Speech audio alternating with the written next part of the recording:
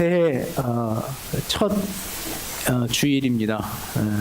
우리 앞서 찬양 교제하며 서로에게 아마 몇 인사를 나누었던 것처럼 새해라고 하는 것이 주는 그 도전의 메시지가 있습니다. 새해이기 때문에 새로운 각오와 또 새로운 다짐을 세울 수 있다는 것이 새해의 또 중요한 힘, 또 우리가 기억해야 할 가치라고 생각이 되어집니다. 여러분의 새해 소망이 무엇입니까? 여러분이 새해에 갖는 어떤 각오나 결단 이런 것들이 그 지난 며칠 그 큐티 밴드를 보니까 몇몇 분들이 아마 도전이 있는 것 같아요. 내가 새해에는 좀 큐티를 해봐야겠다 라는 각오들을 다짐하는 분들이 좀 있고 늘 그러나 실패하더라 그러니 시작도 말자 하는 분들도 있는 것 같습니다. 오늘 그 이야기가 누가복음 5장 안에 다 담겨져 있는 우리의 이야기입니다. 각 나라를 대표하는 정상들도 이 신년에 그 국민들 앞에 자신의 나라 국정 운영에 대한 신년사들을 털어놓습니다. 올해 신년사에 주목했던 이 세 나라가 있습니다. 미국과 그리고 북한, 우리나라. 이렇게 세 나라의 정상들이 던져놓는 새해 신년사에 무척이나 관심이 있었습니다. 여러분들도 관심이 좀 있으셨죠? 새해 우리 문재인 대통령의 신년사들을 여러분들 깊게 보셔야 하는데 말입니다. 공통된 이슈가 있었습니다. 공통된 이슈가 뭐냐면 이 경제의 문제였습니다. 경제. 어떻게 경제를 성장시킬 것인가 라고 하는 것이 2019년 새해를 여는 온 나라 정상들의 이슈 또 주제, 우리나라가 가지고 있는 가장 큰 어떤 사회적 요인으로 경제 성장을 이야기하는 것을 봤습니다. 이 JTBC에서 신년 토론이 있었습니다. 신년 토론을 보면서 그 주제가 뭐였냐면 2019년 한국 어디로 가나라는 주제였습니다. 주제는 이 한국이라고 하는 사회가 어디로 갈 것인가라고 하는 큰 주제였는데 안에 다루어졌던 아주 중요한 골자들은 이 경제 문제였습니다. 현 정부가 가지고 있는 소득 주도형 경제 문제, 그리고 그것이 온전히 갈 것인가, 그것이 정말 경제를 성장시키고 국민들이 체감하고 있는가라고 하는 경제 문제에 대한 열띤 토론이 두어 시간 있었던 게 이 JTBC 토론이었습니다.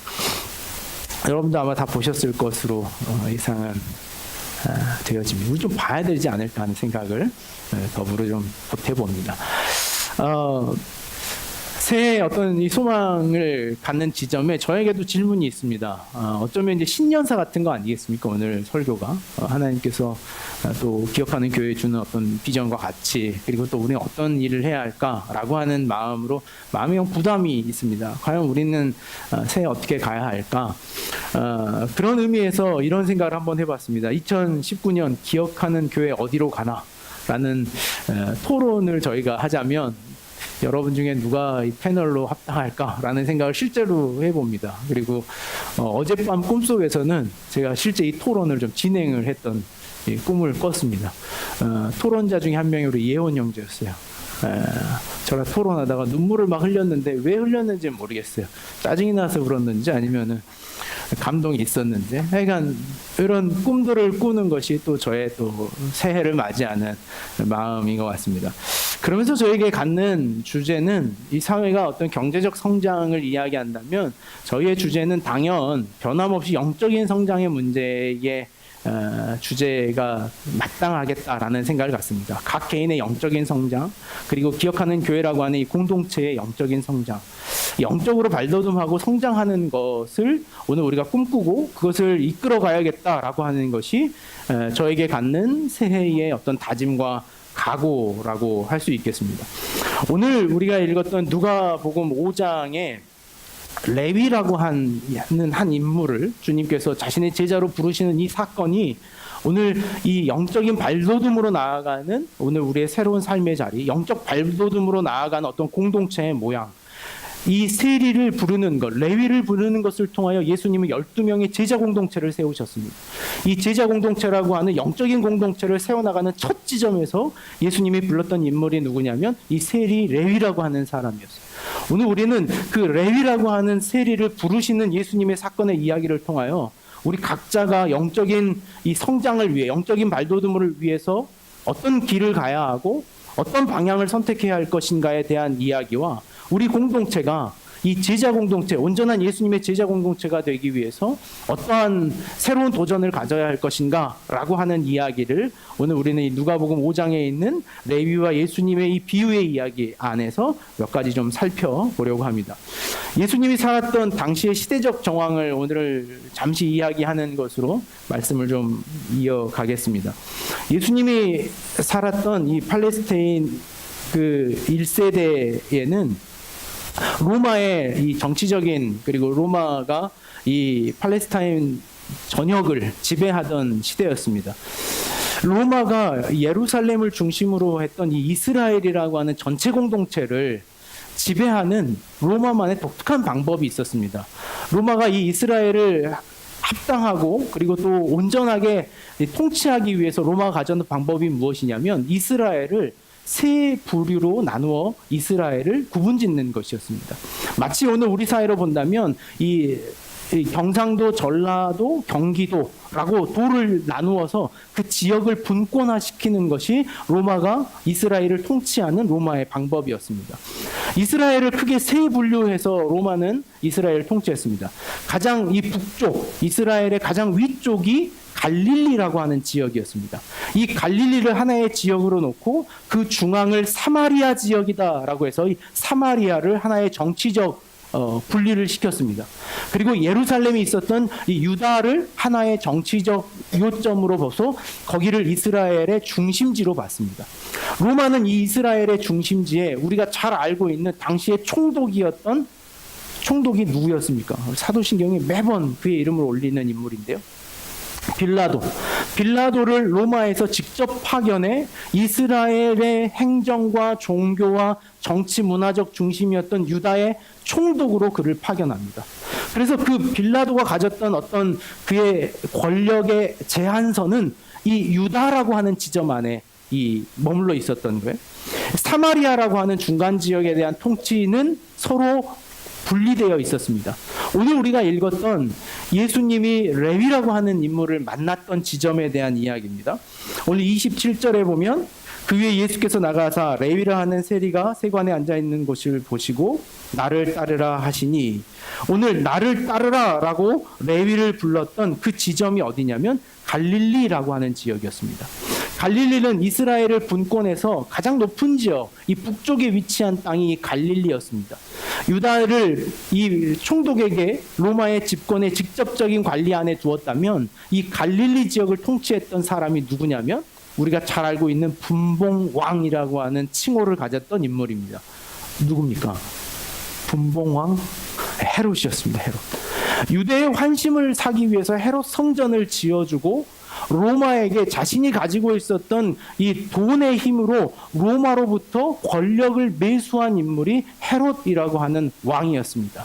실제로 그래서 예수님 당시의 영화를 보면 헤롯이라고 하는 인물을 묘사할 때 헤롯은 항상 어디에 앉아 있습니까? 이 빌라도는 이렇게 점잖은 행정관처럼 생겼다면 헤롯은 배 나온 이렇게 머리가 좀 넘어가고 이런 그냥 돈 좋아할 것 같은, 그래서 포도송이에서 막 포도 따먹고 있는 이런 인물로 등장하는 것이 헤롯이라고 하는 인물의 특징이었습니다. 유다라고 하는 지역은 로마의 직접적 통치권 아래에 있었기 때문에 제법 합리적이고 경제와 사회 모든 면에서 사람들이 이해할 만한 보편적인 태도를 가졌던 것이 이 유다의 정치적인 상황이었다면, 이 갈릴리 지역은 이 헤롯이라고 하는 이 돈 좋아하는 왕에 의해서 점령되는 매우 비합리적이고 그리고 온전하지 않았던 이 정치와 권력의 이야기가 있었던 땅이 이 갈릴리라고 하는 땅이었습니다. 갈릴리라고 하는 땅의 그 당시의 역사적 문헌들을 살펴보면 갈릴리에서 얼마나 혹독하게 세금을 징수했는가라고 하는 정황들을 살펴볼 때 이런 문헌들의 기록이 있습니다. 당시에 이 갈릴리라고 하는 지역은 이 팔레스타인이 저 위에 있는 이 로마로 지나가는 교역로 역할을 했던 땅이었습니다. 이 갈릴리를 지나가는 마차들에게 세금을 징수했는데 그 세금을 징수하는 방법이 세금이 이 말이 끌고 가는 마차의 바퀴의 두께, 지금으로 따지면 타이어가 17인치냐 19인치냐에 따라서 세금을 따로 징수했더라는 거예요. 그리고 이 마차가 이륜 마차냐 사륜 마차에 따라서 바퀴 4개가 갈릴리 땅을 밟았으니 바퀴 2개가 밟은 마차보다 더 세금을 내야 된다라고 말할 만큼 매우 가혹하고 아주 이 세금을 걷어들이는 것에 있어서 아주 도 같았던 이 땅이 갈릴리라고 하는 지역이었습니다. 갈릴리의 이 세관, 세를 걷는 사람들의 평판이라고 하는 것은 그래서 우리가 예상할 만합니다. 세리로 살아간다는 것, 갈릴리에서 세리라고 하는 것이 얼마나 사회적으로 인정받지 못하는 직업이었고 혹독하고 악착같이 살아야만 되는 인물이었는가라고 하는 것이 세리라고 하는 이름이 가지고 있는 특징입니다. 오늘 우리가 왜 이 이야기를 들어야 하냐면 오늘 이 이야기의 배경이 갈릴리 세리라는 직업을 가지고 있는 레위라고 하는 사람의 이야기이기 때문에 그렇습니다. 갈릴리 지역의 세리로 살아간다는 이 한 인물과 예수님과의 만남의 이야기가 있더라는 것이죠. 제가 어른이 되면서부터 새로운 사람과 만나면 그 새로운 사람들과 주고받는 질문이 좀 달라졌다는 것을 요 근래 좀 다시 깨닫습니다. 일전에 좀 어린 나이에서는 이렇게 새로운 사람과 만나면 이런 질문을 많이 들었습니다. 뭐 학교는 어디 나왔습니까? 지역이 어디 지역 출신입니까? 이제 혹시 결혼은 하셨습니까? 라고 하는 것이 좀 어린 나이에 여러분들이 받는 직업이 이 질문일 것 같아요. 근데 최근에 이제 나이가 좀 들고 새로운 사람과 만나면 그 사람들과 던지는 첫 번째 질문이 뭐냐면 당신 무엇 하는 사람입니까? 라는 질문을 하게 되더랍니다. 뭐 하는 사람입니까? 라는 질문을 받아요. 이 뭐 하는 사람입니까? 라고 하는 이 질문 앞에 아마도 우리가 그냥 바로 선뜻 사회가 다 이해할 만한 답을 하고 싶은 게 아마 좋은 직장을 갖고자 하는 욕구와 같이 있다고 생각이 돼요. 그러잖아요. 어디 가서든지 누가 저 뭐 공무원입니다. 뭐 교사입니다. 아니면 좀 더 뭐 변호사나 의사의 전문직을 가지고 있습니다라고 할 때 그것이 사회적으로 얼마나 인정을 받을 수 있는가라고 하는 것이 오늘 우리 사회가 가지고 있는 어떤 직업에 대한 그리고 사회에서 자신의 역할을 갖고자 하는 욕구와 일치하지 않나 싶습니다. 더 얘기는 힘든 문제일 거예요. 뭐 하는 사람입니까? 라고 물어봤을 때 이게 생각보다 설명이 길어지더라는 거죠. 일일이서 어디서부터 어떻게 설명을 해야 되나. 자신의 직업에 대하여 묻는 것, 뭐 하는 사람입니까? 라고 묻는 오늘 우리의 삶의 이 보편적인 질문, 우리의 삶에 주어지는 이와 같은 질문이 당시에 이 레위라고 하는 사람에게 주어진 질문과 같더라는 거예요. 오늘 레위라고 하는 사람에게 주어졌던 질문 하나를 가지고 갑시다. 그게 뭐냐면 당신 무엇 하는 사람입니까? 라는 질문이에요. 이게 오늘 저와 여러분 안에도 가져야 할 질문이에요. 한번 여러분 스스로 한번 되뇌어 보십시오. 나는 뭐 하는 사람인가? 나는 뭐 하는 사람인가? 우리 스라에게도 어려운 대답인가요? 나는 뭐 하는 사람인가? 우리의 이 질문 앞에 우리의 삶이 여러 가지로 고민되는 거예요. 레위라고 하는 사람, 이 레위라고 하는 사람의 이름을 한 번 더 살펴보는 것으로 레위라고 하는 인물에 대한 이야기를 좀 더 나눠보려고 합니다. 레위라고 하는 이름의 특징이 있습니다. 이 레위라고 하는 이름의 특징은 우리가 구약의 이야기를 조금 더 가져와 보자면 그렇습니다. 구약 사회에서 레위라고 하는 이름이 가지고 있는 특징이 있습니다. 이스라엘의 12지파, 요셉의 아들로 구성됐던 이스라엘의 12지파 중에 레위라고 하는 아들로 구성된 한 지파를 하나님께서 특별히 부르시면서 레위에겐 특별히 그 역할과 사명을 부여하셨습니다.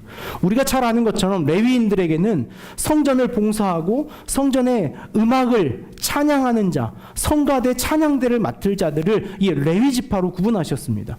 그래서 레위인들에게는 너희들은 농사를 짓거나 목축을 하거나 어떤 일을 하지도 말고 온전히 성전을 봉사하는 일에 오늘 레위 지파가 사용될 것이다.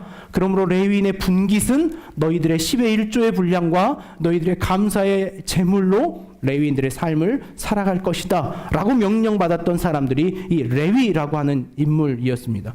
오늘 등장하는 인물 레위라고 하는 사람의 또 다른 이름이 있습니다. 또 다른 이름을 아십니까? 누가복음에는 레위라고 하지만 마태복음에는 그의 또 다른 이름이 등장합니다. 히브리식의 이름과 헬라식의 이름 두 이름의 차이입니다. 레위는 누가 레위입니까? 정기가 이렇게 맞춰주는 새 소망이 생기네요. 마태가 레위입니다. 마태복음 10장 2절에서부터 4절까지 마태가 자기 자신을 스스로 기록하는 이 12명의 제자의 목록이 쭉 등장합니다. 누구의 아들, 세베대의 아들, 누구 이야기하면서 자기 자신을 뭐라고 이야기하냐면 세리 마태 이렇게 표현합니다. 자기가 살았던 자신의 삶의 자리를 세리 마태라고 설명하는 그 마태복음의 서술도 우리가 다시 생각해 보면 매우 깊이 다루어 볼 만한 내용이기도 합니다. 이 마태라고 하는 이름이 이 유대 사회에서 가졌던 이름은 레위라고 하는 이름이었습니다. 이 천년이라고 하는 율법을 간직했던 이스라엘 백성들에게 그의 이름이 레위라고 하는 것은 그가 어떤 정체성을 가지고 어떤 가정에서 성장했을 것이다 라고 하는 것을 인식하게 하는 이름입니다. 지금 우리식으로 하자면 오늘 우리 안에도 그런 이름들이 종종 있어요. 요한이라는 이름 들어보셨습니까? 저희 신학교에 가면 사무엘이라는 이름 굉장히 많습니다. 사무엘. 저희 교회도 있지만 사무엘의 엄마가 한나죠. 한나. 그리고 더 많이 가졌던 이름이 뭡니까? 하람이, 예람이, 예담 뭐 이런 이름들 한때 교회 안에서 아이들을 낳으면 굉장히 많이 지었던 이름입니다. 우리는 그 아이들의 이 이름을 듣다 보면 이렇게 묻는 거죠. 요한이라고 하는 이름을 처음 만나면 그가 적어도 그리스도인의 가정의 배경을 가지고 태어났을 것이다 라고 하는 것을 보는 거예요. 근데 참 안타깝게도 대부분 그런 이름을 가지고 있는 분들이 신앙생활 잘 안 하더라는 이런 저희 처남도 주요한인데 이름이 요즘에 신앙생활 잘 안 하더라고요. 요한이라는 이름, 어떤 그 신앙적 배경을 가지고 있는 이름이 레위라고 하는 이름 안에 있었던 특징이에요. 그런 그가 지금 하고 있는 일이 뭡니까? 그 레위라고 하는 이름, 하나님의 특별한 부르심, 그 율법적 가치와 신앙의 전통을 그대로 물려받았을 법한 레위라고 하는 인물이 어디서 뭐 하는 사람으로 우리는 소개받고 있습니까? 헤롯이라고 하는 왕 아래에서 그의 하수인 역할을 하며 갈릴리 지역에서 그 혹독한 세금을 징수하는 세금 징수원이라는 세리의 직업을 가지고 있다는 것이 레위의 삶이에요. 오늘 저와 여러분이 이 레위라고 하는 삶의 자리에 이 혼란과 두려움, 이 양편에 갈라져 있는 삶의 지점을 발견하지 못한다면 오늘 레위를 부르시는 예수 그리스도의 사건과 예수를 따랐던 레위의 삶을 온전히 이해할 수 없더라는 거예요. 오늘 우리가 그런 차원에서 레위라고 하는 한 인물에 대한 이야기를 좀 더 깊게 살펴볼 필요가 있더라는 거죠. 그가 이 같은 삶을 선택하는 이유가 어디에 있었을까라고 하는 것을 아마 예수님은 알았던 것 같습니다. 레위라고 하는 한 인물이 가졌던 그 안에 있는 내면의 갈등을 예수님은 들여다보셨던 것 같아요. 그가 가졌던 내면의 갈등이라고 하는 것은 이런 거였습니다. 그가 성장하며 열심히 교회 안에서 신앙 안에서 성장했음이 보여집니다. 그의 이름 레위라고 하는 것이 대표적인 특징이겠죠. 유대의 회당에서 그는 배웠을 것이고 아버지의 가르침으로 대부분의 구약 성경이라고 하는 토라를 암송하였던 인물로 여겨집니다. 그러나 그의 삶에 가졌던 절망이 있는 거예요. 그게 뭐냐면 하나님께서는 하나님을 사랑하며 내 이웃을 사랑하라고 하는 율법의 분명한 말씀이 있음에도 불구하고 레위가 살아가고 있는 그 삶의 자리에서는 이웃을 사랑하는 유대적 삶이 이웃을 사랑하며 이웃을 공경하는 유대인들의 삶의 자리가 그에게는 보이지 않았더라는 거예요. 예수 그리스도를 믿는다는 것이 희생하며 섬기며 봉사하는 것이다 라고 하는 것을 열심히 설교하지만 교회 안에서 좀처럼 희생과 섬김과 양보의 삶이 보여지지 않는 교회 속에 성장하는 젊은이들과 같이 레위의 갈등은 이런 것이었더라는 거예요. 목회자의 설교는 사랑하십시오, 희생하십시오, 양보하십시오, 더 낮은 것을 지향하십시오 하면서 교회의 권력은 더 높은 곳, 더 우월적인 곳을 지향하는 그 교회의 현 주소 안에서 갈등하는 한 젊은이의 신앙이 어쩌면 레위의 모습 속에 드러나 있더라는 거예요. 그가 가졌던 첫 번째 질문은 그런 거였을 것 같아요. 신앙이 대체 뭐지? 율법을 지킨다는 게 대체 뭘까? 하나님의 말씀을 따른다는 게 대체 어떤 의미이고 어떤 가치이고 그것이 과연 세상을 변화시킬 수 있을까라고 하는 그의 마음에 고민, 질문을 가졌던 거예요. 하나님을 따른다는 것이 내 삶을 바꿀 수 있을까? 오늘 열심히 신앙한다는 것이 내 삶을 성공적으로 살아갈 수 있는 길과 같은 것인가? 오늘 내가 예수 그리스도를 따르며 열심히 예배하고 하나님 앞에 기도한다는 것이 내 인생을 하나밖에 없는 한 번밖에 허락되지 않는 내 삶을 성공적으로 살아가게 하는 것인가? 라고 하는 질문이 이 레위라고 하는 인물의 첫 번째 질문이더라는 거예요. 그가 현실의 삶에서 발견한 신앙은 그러나 그렇게 힘 있는 것이 아니었습니다.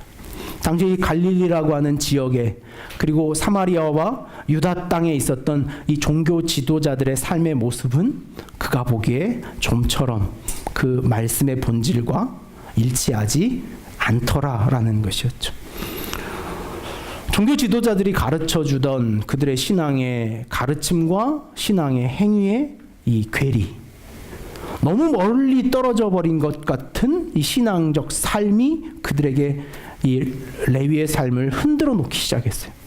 이웃을 사랑하라고 하는 율법의 중요한 첫째 가르침이 그들의 삶에 드러나지 않는 지점이었습니다. 이웃을 사랑하기에 이웃에게 세금을 묻지 않고 타인에게 돈을 빌려주되 그에게 이자를 묻지 않고, 성경의 중요한 원칙 중에 그것이 7년이 되거든 이자를 묻지 않고 세금을 면제하여 주는, 그리고 7년이 7번 돌아오는 희년에 대해서는 어떤 노예도 어떤 종도 그들에게 모두 자유를 선포해야 하는 율법의 기준이 있음에도 불구하고 그들은 여전히 주종의 관계 안에 종속적으로 세금을 걷어들여야 했던 이 유대 사회에 대한 저항감, 그 젊은 신앙인의 그 마음의 분노가 어쩌면 그를 더 극단적으로 세리라고 하는 곳으로 끌고 갔지 않냐라는 것이 오늘 예수님의 관찰 안에는 등장하는 거예요. 그것이 이 레위를 부르며 주시는 예수님의 여러 비유 속에 등장하는 사건이에요. 왜 예수님께서 그냥 부르셔도 나를 따르라 하는 것으로 마치 이 본문은 28절과 29절에 끝나도 무관할 이야기를 굳이 39절까지 여러 비유를 통하여 예수님은 이 레위를 데리고 오신 사건에 대하여 말씀하고 계시는가가 오늘 그 레위 안에 있었던 고민과 고충에 대한 이야기가 있더라라는 거예요. 하나님을 믿는 백성에게는 하나님이 지키시겠다는 율법의 중요한 규칙이 있었음에도 불구하고 그의 삶의 자리는 어디였습니까? 로마의 지배권 아래에 있더라는 거예요. 그러면 이 신앙이라고 하는 것이 개인을 지키지 못하는 힘인 것은 자명할 것이고, 개인뿐만 아니라 이 나라를 지키지 못하는 것이다 라고 하는 것에 레위의 마음이 흔들려 버린 것이죠. 열심히 신앙한다는 것이 나를 지킬 수 없구나, 열심히 신앙하며 산다는 것이 세상에서 나의 삶을 지킬 수 없구나, 이 나라도 지킬 수 없구나 라고 하는 결론, 그러므로 선택한 그의 삶이 세리라고 하는 직업이더라는 거예요. 어떻게 이해가 되십니까? 극단적 저항. 그럴 바에야 차라리 그 핵심의 자리에 들어가 버리자 라고 하는 이 레위라고 하는 한 인물의 그 젊은이의 저항이 오늘 예수님과 만났던 레위의 사건 안에 담겨져 있는 깊은 배경이더라는 거예요. 여러분, 당시에 세리가 되는 것은 쉬운 일이 아니었습니다. 오늘 우리 사회의 공무원이 되는 것보다 어쩌면 더 어려운 일이었습니다. 당시에 세리가 되기 위해서는요, 셈법을 하는 여러 가지 사회적 규범과 규칙들, 우리가 알고 있는 것처럼 더 많은 원칙의 이 수량과 계칙의 원칙을 알아야 하는 것이 이 세리의 능력이었습니다. 그리고 적어도 세리는 3개 국어를 그냥 자연스럽게 할 수 있어야만 했습니다. 아람어라고 하는 시장에서 통용되는 언어와 당시 유대인들이 썼던 히브리어와 당시에 사회적으로 널리 사용됐던 헬라어, 이 그리스어라고 하는 세 언어를 순간 바로 통역할 수 있을 정도의 언어적 능력이 있어야만 이 세리라고 하는 직업을 가질 수 있었습니다. 그러므로 이 레위라고 하는 한 젊은이의 저항이 얼마나 처절했는가를 보게 되는 거죠. 내가 사회에서 꼭 성공시켜야겠다. 내 삶을 저 사회의 중심에 꼭 갖다 놓고 내가 그 자리에서 정말 이 세상이 그런 것인가, 내가 무엇하는 사람인가라고 하는 그 맞닥뜨려진 내 삶의 현실과 부딪혀 보겠다라고 하는 젊은이의 고백이 오늘 이 레위의 삶의 모습 안에 있더라는 거예요. 그럼에도 불구하고 그의 삶에 반복적으로 던져지는 질문이 하나 있었습니다. 그게 뭐냐면 무엇하는 사람인가? 라는 질문이었어요. 내가 지금 뭐하는 사람인가? 내가 정말 신앙인인가? 내가 유대인인가? 내가 유대적 배경을 가지고 율법을 이야기할 수 있는 사람인가? 아니면 내가 저 로마의 앞잡이 노릇을 하며 이 세관의 삶을 살아가야 될 것인가? 여러분, 당시의 세리라고 하는 삶을 잠시 우리가 좀 생각해 본다면 얼마나 혹독해야 했습니까? 아마 이렇게 이 인상을 이 정도 써야 됐을까? 머리에다 이렇게 인상을 딱 쓰고 이렇게 무서운 사람처럼 보여야 된다는 것.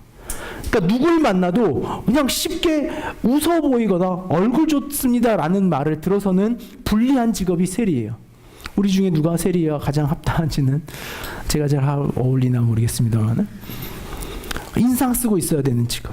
하루 종일 인상을 구기며 다른 사람 앞에 공손하게 다른 사람을 응대하는 것이라 항상 분노와 불만에 차 있는 태도로 살아가는 자신의 삶의 자리를 정리하고 혼자 남겨진 그 시간에 고뇌가 있는 거예요. 내가 뭐 했지? 우리도 그런 삶만 만나지 않습니까? 목사라고 하는 제 삶의 자리에서도 그래요. 나도 모르게 어딘가에서 분노를 쏟아놓고 나면 홀로 있는 시간에 꼭 스스로에게 되묻는 질문이 있어요. 나 지금 뭐 하는 사람이지? 나 뭐 하는 사람인가? 내 인격이 이 정도인가? 나 이러려고 사는 사람인가? 라고 하는 그 자문 앞에 이 세리 레위라고 하는 삶이 좀처럼 편하지 않았던 것이 세위라고 하는 삶이에요. 오늘 우리에게도 이와 같은 양분된 우리의 신앙에 갈등이 있지 않습니까? 첫 번째 이런 거예요. 신앙이 밥 먹여주나? 라는 직접적 질문이에요. 신앙이 정말 날 설명시킬 수 있나? 신앙이 밥 먹어주나? 라고 하는 우리의 삶의 고뇌의 자리에 서 있다가도 종종 우리는 돌이켜 홀로 있는 시간에 이런 고민 앞에 다시 서는 거예요. 내가 정말 신앙인인가? 내가 정말 그리스도인인가? 라고 하는 이 양분된 두 가지 혼돈 속에서 우리의 삶이 반복적으로 부딪히며 다투며 무너지는 자신의 삶을 살아가는 것. 그것이 오늘 예수님과 만났던 한 레위 그 인물의 삶의 모습이더라는 거예요. 그러므로 레위가 선택했습니다. 마태 레위가 선택한 삶은 무엇이냐면 그것을 완전히 분리시키는 것을 시도합니다. 신앙은 신앙대로, 삶은 삶대로. 오늘 우리가 선택한 것처럼 말입니다. 신앙은 교회에서 하는 것, 그것은 신앙생활 하는 곳에서만 하는 것, 그리고 세상에서의 삶은 세상의 원칙대로, 세상의 성공의 원리와 세상의 규칙과 세상의 방법대로 더 열심히 살아버리는 것. 그것이 레위라고 하는 젊은이가 선택한 자신의 삶의 방법이에요. 분리된 삶, 나눠진 삶. 세상에서는 자신의 신앙을 숨기고 신앙의 공동체에서는 자신의 세상의 삶을 숨기며 살아가는 삶. 그것이 레위가 고뇌하였지만 선택한 삶의 자리였어요. 혹 저와 여러분은 그렇지 않습니까? 혹 저와 여러분은 삶에서는 신앙을 가려버리고 신앙에서는 삶의 자리를 가려버리는 이 분리된 삶을, 그 두려운 삶, 그 불안한 삶을 살고 있지 않은가라는 질문이 있는, 이 말씀을 묵상하다가 번뜩 떠오르는 드라마의 한 장면이 있었습니다. 제가 종종 인용하는 하나뿐인 내 편입니다. 이 드라마만 중간중간 보기 때문에 이 하나뿐인 내 편에서 번뜩 이 말씀을 생각하다가 이 불안함이 뭘까라는 생각 속에 한 장면이 떠올랐습니다. 대륙이 할머니가 치매가 있습니다. 대륙이 할머니라고 설명해도 아마 대부분 이해하실 거라고, 아마 마태 레위보다 더 친숙한 분인 것 같으니까. 대륙이 할머니가 치매가 있습니다. 대륙이 할머니가 치매가 있어가지고 종종 자신이 했던 일을 돌이켜 잊어버리는 실수를 합니다. 그날도 그런 실수가 있었습니다. 어떤 실수가 있었냐면 이 대륙이 할머니가 자랑하는 보석이 있습니다. 보석. 그래서 도라니한테도 하나 주고 해줬던 이 보석함에 보석이 다 비워져 버린 거예요. 할머니가 뛸 듯 놀라면서 뛰어나옵니다. 새아가, 아가, 보석이 다 사라졌다. 온 집안이 난리가 났습니다. 보석을 찾겠다고 집안에 이런저런 갈등이 일어나자 대륙이 아버지가 선택을 합니다. 경찰을 불러서 이걸 우리가 어디서부터 문제가 됐는지 한번 이 문제를 되짚어보자라고 경찰을 부릅니다. 2명의 경찰이 집에 도착합니다. 경찰이 외부에서 침입한 어떤 정황이 없으므로 아마 내부에 있었던 일 같습니다. 이 시간 이 집안에 있었던 모든 사람을 좀 이곳에 모아주십시오라는 거예요. 다 올라옵니다. 두려운 마음이 들기 시작하는 거예요. 왜요? 경찰 앞에 도라니 아빠 강 기사가 떳떳하지 않기 때문에 그래요. 도라니 아빠 강 기사가 경찰 앞에 섰습니다. 저희 아내하고 저하고 막 불안해하기 시작한 거예요. 저희 아내가 이런 불안함 없었으면 좋겠다. 제발 막 하고 있는 거예요. 저희 아이들은 무슨 일인지 몰라요. 인적조회라고 하는 것 자체를 모르기 때문에, 그가 전과자라고 하는 것에 맥락 없이 드라마를 보고 있기 때문에 저희 아이들은 전혀 불안해하지 않지만 저희 아내와 저는 불안합니다. 강 기사에게 묻습니다. 먼저 여기 계신 분부터 주민번호를, 여러분 보셨습니까? 그 장면? 안 보셨어요? 그 명장면을 보셔야 되는데 네. 성경도 안 읽고 드라마도 안 보고 여러분들 뭐 하고 삽니까? 나 궁금하네 갑자기. 드라마라도 보시든지. 강 기사에게 묻습니다. 당신 주민번호. 선뜻 대답을 못합니다. 한 차례 두 차례 대답을 머뭇하다가 하려고 하는 순간에 마침 일하던 여사님이 냉장고 안에서 신문지에 털돌 쌓여 있는 보석을 찾아냅니다. 여기 있습니다! 라고 하는 거예요. 그 순간 저와 저희 아내가 얼마나 한숨을 그냥 마음에 그냥 쓸어내는, 다행이다. 저희 말씀을 보다 이런 생각이 들었습니다. 자신의 삶을 숨기고 이중적으로 살아가야 된다는 것. 그래서 어디선가 자신의 신분이 드러나야 된다는 그 두려움과 불안함. 오늘 우리 시대의 신앙이 그런 지점에 있지 않나. 누군가가 당신 뭐 하는 사람입니까? 라고 물을 때 느끼는 어떤 절망과 어떤 아픔. 얼마 전에 저한테도 그런 경험이 있었습니다. 평소에 이렇게 가볍게 인사하고 지내던 한 어르신이 그날은 조금 함께 걸을 만한 일정이 있어서 저에게 묻는 거예요. 근데 뭐 하시는 분입니까? 라고 저한테 이 어르신이 묻는데 순간 내가 이분 앞에서 어떻게 행동했었지? 내가 잘했나? 혹 없었나? 라고 하는 여러 가지 생각에 제 삶이 당황하더라는 거예요. 분리되어 있는 것. 오늘 우리의 신앙이 삶이라고 하는 자리와 신앙이라고 하는 자리의 분리 속에서 우리의 삶을 물어올 때 당신 뭐 하는 사람입니까? 라고 질문할 때 느끼는 우리의 이 혼돈과 어려움, 대답하지 못하는 부끄러움과 우리의 마음의 아픔이 오늘 레위의 삶에 그대로 고스란히 남겨져 있더라는 거예요. 뭐 하는 사람입니까?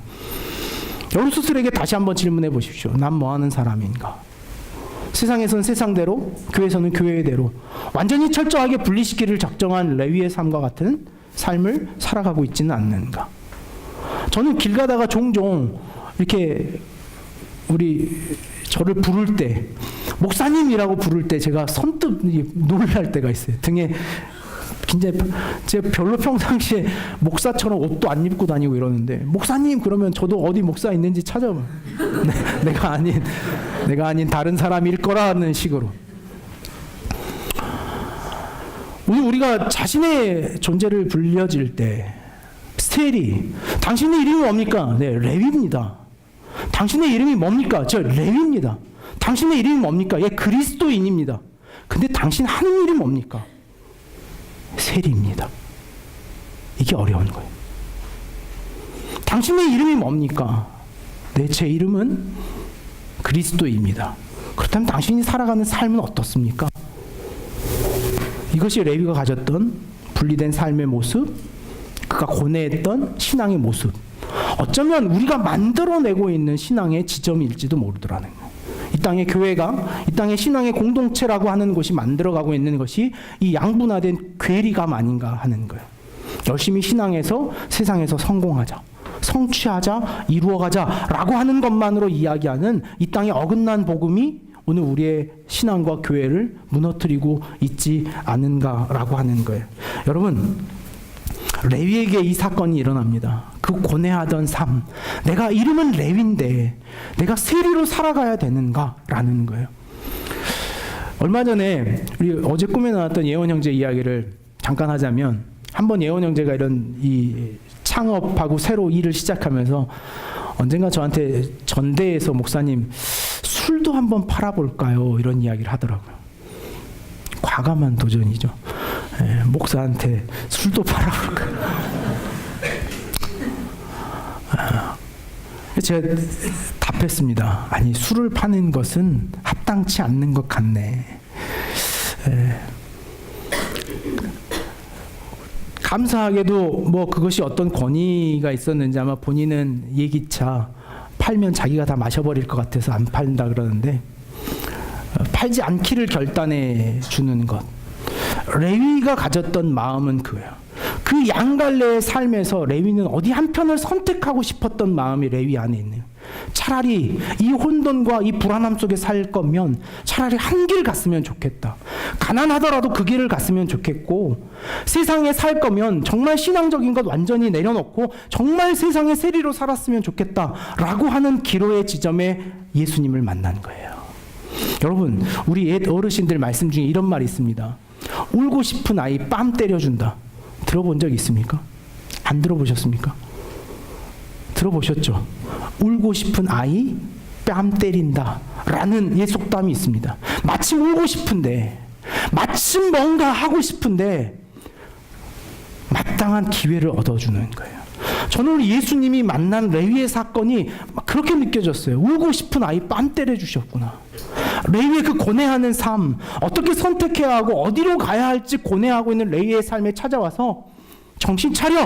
라고 때려주던 예수님과의 만남, 그 만남의 사건이 오늘 레위에게 있어서 27절과 28절의 중요한 사건이더라는 거예요. 오늘 우리의 본문 27절과 28절을 같이 한번 읽어볼까요? 27절과 28절 같이 읽겠습니다. 그 후에 나를 따르라 하시니 그가 모든 것을 버리고 일어나 따르니라. 여러분 보십시오. 나를 따르라라고 하는 것이 저는 레위의 뺨을 쳐주시는 예수님의 사건이라고 해요. 오늘 우리에게도 이 사건이 일어나기를 간절히 원합니다. 나를 따르라 하는 사건이에요. 새해 여러분의 영적 성장을 일으키는 가장 첫 번째 사건은 나를 따르라라고 하는 예수님의 음성을 듣는 거예요. 여러분의 결단과 각오로 일어나는 것이 아니라 여러분의 삶에 찾아와서 나를 따라라. 세상의 원칙, 세상의 성공, 세상의 밥벌이를 위해서 살아가기 위해서 도전하는 너희의 삶이 아니라 나를 따라라라고 하시는 예수님의 이 새해의 부르심.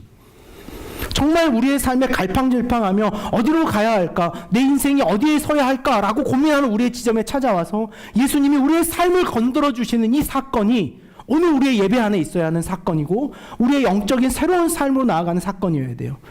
이 모든 말씀이 여러분에게 임하기를 간절히 원합니다. 나를 따르라. 그것이 레위에게 임했어요. 레위의 삶에 그 혼돈의 자리에 결정이 일어났습니다. 그래, 이셀이라고 하는 삶 내려놓고 레위라고 하는 이름을 선택하자. 그리스도인이라고 하는 삶의 자리를 선택하자라고 하는 것이 레위의 삶이었습니다. 그가 모든 것을 버리고 일어나 따르니라. 여러분 28절의 말씀을 원어로 보면요, 모든 것을 버리고 일어나 따르니라라고 하는 이 동사가 미완료형 시제로 되어 있습니다. 이 ing형이더라는 거예요. 따르더라라고 하는 것이 그냥 한 번의 따름으로 끝나는 것이 아니라 그것이 레위의 삶의 반복이었어요. 날마다 따르고자 하는 것, 버리고 따르려고 하는 새로운 실천, 날마다의 새로운 변화. 그러나 중요한 본질은 뭡니까? 무엇을 따를 것인가에 대한 명확함인 거예요. 오늘 저와 여러분이 가져야 할 새해의 각오가 있다면 이런 것이어야 돼요. 예수 그리스도를 따르기 위해서 오늘 우리의 삶을 반복적으로 세워가야 된다는 도전. 여러분 그것이 31절과 32절에 있는 예수님의 비유의 이유입니다. 31절과 32절에 있는 한 비유를 오늘 우리는 이제 비로소 이해할 수 있습니다. 31절과 32절 한번 읽겠습니다. 예수께서 대답하여 이르시되 건강한 자에게는 의사가 쓸데없고 병든 자에게라야 쓸데있나니 내가 의인을 부르러 온 것이 아니요 죄인을 불러 회개시키러 왔노라. 예수님께서 이 말씀을 하시는 첫 번째 이유가 뭔지 아십니까? 그것은 레위의 삶을 자각하게 하는 거예요. 여러분 예수님께서 이 비유를 하시는 의사의 원리가 뭡니까? 의사라고 하는 직업이 환자에게 갖는 첫 번째 진료 행위는 뭔지 아십니까? 그것은 환자로 하여금 어떤 병에 있는지 그 병을 자각시켜주는 거예요. 우리는 그것을 위해서 돈을 내고 의사에게 갑니다. 내가 알아요. 감기가 걸렸다는 것을 다 압니다. 코가 막혔다는 것은 내 코가 막혔어요. 의사 코가 막혔어요. 코가 막힌 건 나예요. 그러니까 내 코가 막혔다는 건 내가 알아요. 근데 왜 여러분 의사 앞에 가서 앉아 있습니까? 왜요? 자각하는 거예요. 아, 내가 어떤 문제로 코에 농이 찼구나, 염증이 생겼구나 라고 하는 것을 자각하게 하는 것이 의사의 힘이더라는 거예요. 그것이 예수님께서 레위와 만나 나를 따르라 하시는 힘이에요. 자각하는 거예요.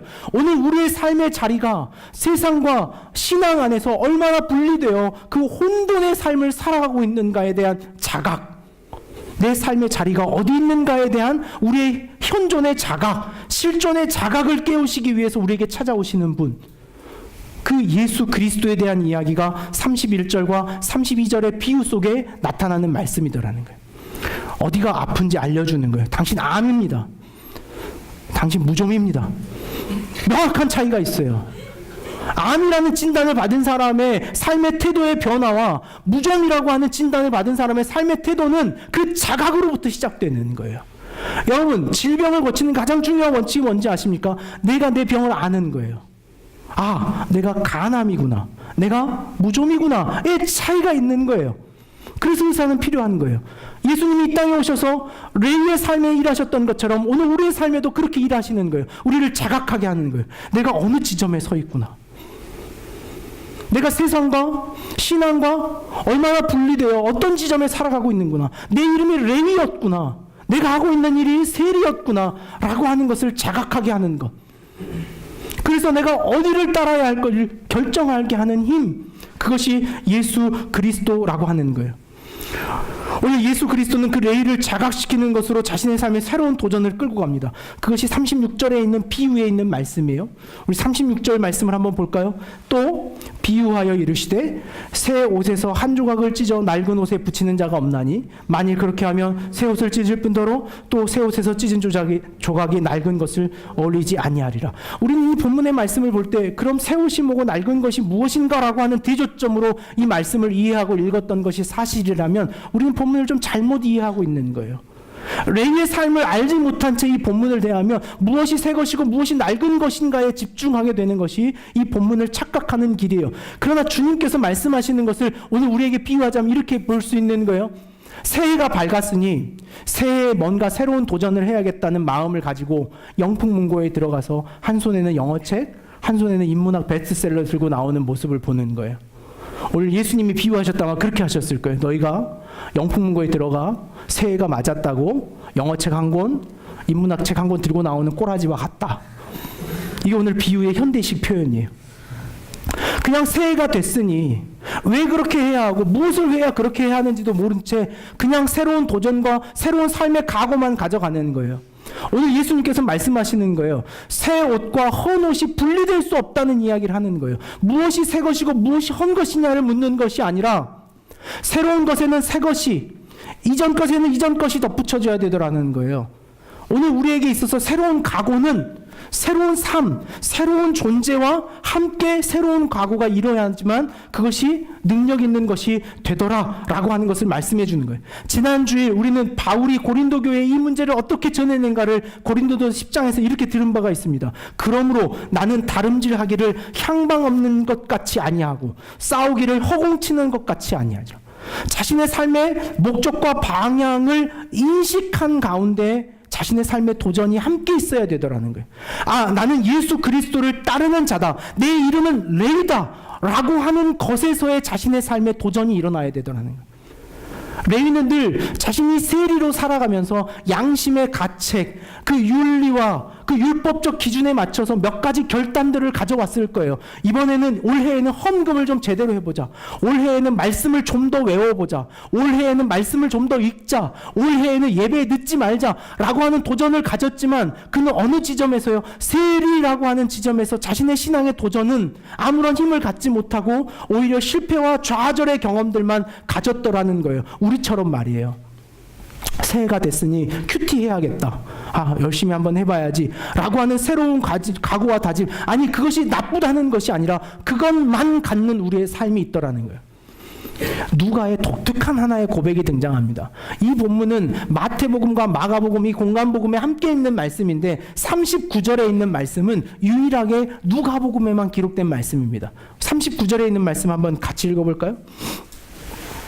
묵은 포도주를 마시고 새 것을 원하는 자가 없나니 이는 묵은 것이 좋다 함이니라. 여러분, 갑자기 새 것 묵은 것 이야기하다가 갑자기 39절이 무슨 말인가 라고 질문했다면 여러분 굉장히 건강한 신앙을 하고 있는 겁니다.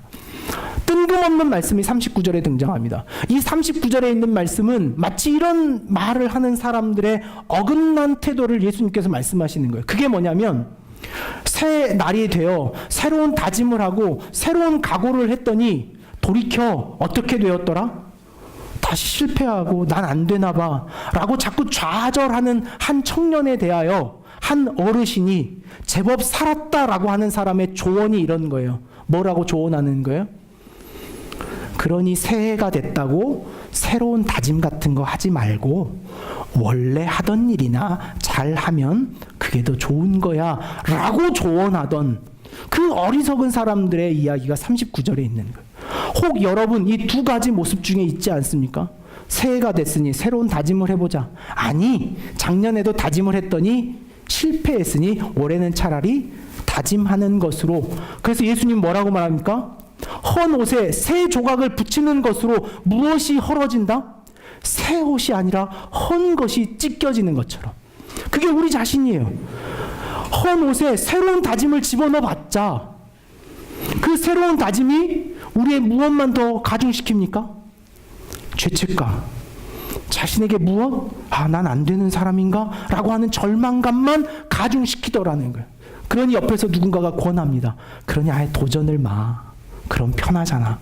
묵은 게 좋아. 작년 살았던 대로 18년에서 19년 넘어온 게 뭐 의미 있어? 그냥 그날이 그날이지. 마치 그것이 진리인 것처럼 받아들이는 이 양면의 어리석은 모습이 오늘 이 레위의 삶 안에 등장하는 사건이더라는 거예요. 제가 마침 이 말씀 묵상하고 있는데 토요일 날 어제입니다. 어제 아침에 이 수영 강습하러 가서 강습이 다 끝나고 항상 이 손을 다 모읍니다. 처음에는 그냥 민망했어요. 이렇게 수영복 입고 손을 모은다는 게. 근데 이제는 뭐 익숙합니다. 수영복인지 뭔지 잘 이제 분리도 안 되고. 그래서 모였는데 저희 반 강사가 새로 바뀌었거든요. 바뀌신 강사님이 이러는 거예요. 여러분, 새 술은 새 술병에 담으라는 말 여러분 아시죠? 그러는 거예요. 근데 설교하려고 열심히 묵상하고 있었는데 갑자기 저한테 아시죠? 그러네. 아멘 할 뻔했어요. 아멘. 아멘. 당신도 믿으십니까? 할 뻔했어요. 그러면서 그러는 거예요. 새해가 됐으니 여러분 새 각오로 열심히 이전에 나태했던 것들 뒤로 하고 열심히 이제 도전해서 올해는 빠지지 말고 열심히 하십시오 라고 하는 도전을 주더라는 거예요. 우리 말씀 잘 압니다. 오늘 마지막으로 이 말씀을 좀 볼 텐데요. 38절에 있는 말씀입니다. 새 포도주는 새 부대에 넣어야 할 것이다. 새 포도주를 새 부대에 넣어야 된다고 하는 말을 우리 너무나 잘 알고 있습니다. 그래, 이제 새로운 삶이 열렸으니까 새로운 삶을 시작하자. 새로운 뭔가가 있었으니 새로운 도전을 갖자라고 하는 것에 오늘 우리가 놓쳐버린 사건이 있습니다. 오늘 이 본문은 무엇이 새 것이고 무엇이 헌 것인가에 대한 논의점이 아닙니다. 예수님께서 하시는 중요한 말씀은 새 수를 새 부대에 넣는 일치와 연합을 말하는 거예요. 레위라고 하는 이름에 레위라고 하는 신앙을 넣으라는 거예요. 레위라고 하는 이름에 세리라고 하는 삶을 살지 말고 그리스도인이라고 하는 삶에 예수 그리스도를 따르는 자의 삶에 예수 그리스도의 따름을 집어넣으라는 거예요. 그것이 새 술에 새 포도주를 새 부대에 새 술을 담으라는 예수님의 비유의 말씀의 핵심이에요. 우리는 어리석게도 무엇이 새 것인지 모른 채 새 다짐, 새로운 소프트웨어가 들어오면 마치 그 하드웨어가 새로워질 것처럼 착각하는 우리 어리석음이 있더라는 거예요. 새로운 하드웨어는 새로운 소프트웨어는 새로운 하드웨어에 집어넣는 거예요. 오늘 이 말씀을 언젠가 한번 여러분에게 설명했던 말씀이 있는데 예수님께서 비유하셨다면 이렇게 하셨을 것 같아요. 오늘 이 37절과 38절의 말씀을 오늘 우리식으로 바꾸자면 새 어플리케이션을 낡은 3G 폰에 넣는 자가 없나니 만일 그렇게 하면 새 어플리케이션이 3G 핸드폰을 고장내 어플리케이션과 핸드폰 모두 사용하지 못하게 될 것이다. 이게 예수님의 오늘 우리 시대 표현이에요. 좀 더 기술적으로 예수님이 그 아이폰 유저라면 iOS 12.1.2를 아이폰 4에 설치하는 자가 없나니 그렇게 하면 아이폰이 고장나 결국 하드웨어, 소프트웨어 모두를 사용하지 못하게 될 것이다. 뭐예요? 일체예요, 일체 문제. 그리스도인이라고 하는 오늘 예수 그리스도를 고백하는 신앙에 우리의 신앙의 새로운 지점이 세워져야 되더라는 거예요. 여러분의 다짐을 환영합니다. 열심히 큐티해야겠다. 예배 시간 열심히 해야겠다. 시간과 물질의 헌신을 새해에는 열심히 해야겠다. 그러나 그 열심과 각오가 세리의 자리에서 아니요. 그것은 우리를 찢어지게 하는 거예요. 우리를 더 혼란스럽게 하는 것이고 우리를 더 아프게 하는 거예요. 그러므로 우리가 새해에 더 발견해야 할 것이 뭐냐면 예수 그리스도를 따르고 있는 거예요. 정말 내가 예수 그리스도로 신앙하고 있는가? 정말 예수 그리스도가 내 안에 계셔 그분으로 인하여 신앙하고 있는가? 오늘 새해 우리의 영적인 성장, 영적인 발돋움의 가장 중요한 방법은, 가장 중요한 가치는 그러므로 뭐냐면 예수 그리스도의 나를 따르라라고 하는 음성 앞에 서는 거예요. 오늘 그 주님의 음성이 저와 여러분 앞에 있는 줄로 믿습니다. 나를 따르라. 나를 따르라. 나다. 그것이 방향이다. 두 주인을 섬기지 말고 너의 주인됨에 예수 그리스도를 따르라. 오늘 여러분의 새로운 삶의 새로운 한 해의 시작점에 오늘 이 믿음의 고백이 있기를 원합니다. 버리고 나를 따르라. 그것이 우리의 영적 발돋움의 가장 중요한 가치예요. 기억하는 교회가 가야 할 방향이고 우리의 신앙이 가야 할 지점이에요. 예수 그리스도. 내 안에 예수 그리스도가 계시는가? 정말 내 안에 예수 그리스도로 인한 신앙을 하고 있는가? 정말 예수 그리스도를 따르겠다라고 하는 신앙의 고백으로 내가 서 있는가라는 거예요. 울고 싶은 아이의 뺨 때린다. 오늘 그 지점이 저와 여러분 안에 있기를 원합니다. 우리의 삶의 그 혼란과 불안함에서 주님이 오늘 우리의 삶을 터치해 주시기를 간절히 원합니다. 그리스도가 아니면 아무것도 아닙니다. 예수 그리스도가 아니면 아무것도 없는 것이고 예수 그리스도가 아니면 아무것도 하지 않음이 유익하던 오늘 그 우리의 신앙의 이야기들을 다시 한번 기억하는, 그래서 새해 우리의 영적 성장의 시작점은 뭐다? 주님, 내 안에 예수 그리스도를 다시 따르기를 소망합니다. 라고 하는 것으로 우리의 삶이 다시 시작될 수 있기를 간절히 원합니다. 이 말씀을 묵상하는 중에 제 마음에 반복적으로 고백하고자 했던 찬양이 주만 의지해라고 하는 이 찬양이었습니다. 저는 레위의 마음이 이 찬양 안에 그대로 있다 생각되어집니다. 의지했던 모든 것 부끄러움 없이 살고 싶은 마음 주님은 아시네. 이것이 레위의 마음이고 오늘 우리가 살아가는 우리의 마음과 같다라는 생각이 듭니다. 저 여러분의 삶의 고백을 담아서 이 고백했으면 좋겠어요. 정말 주님, 한 해 주님만 의지하며 살아가기를 원합니다. 정말 세상이 다 변해버리고 의지했던 것들이 다 흔들려버릴 때 정말 주님만 의지하는 삶을 다시 결단합니다. 그것이 우리의 새해의 도전이고 그것이 영적 출발점이 되게 하여 주시옵소서. 우리 믿음의 고백 다 같이 한번 나아가기를.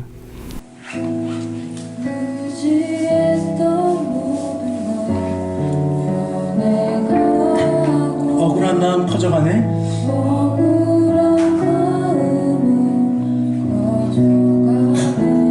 부끄럼 없이 살고 싶은 마음. 부끄럼 없이 살고 싶은 마음 주님 아시네. 모든 힘을 손으로 모든 일을 손으로 이겨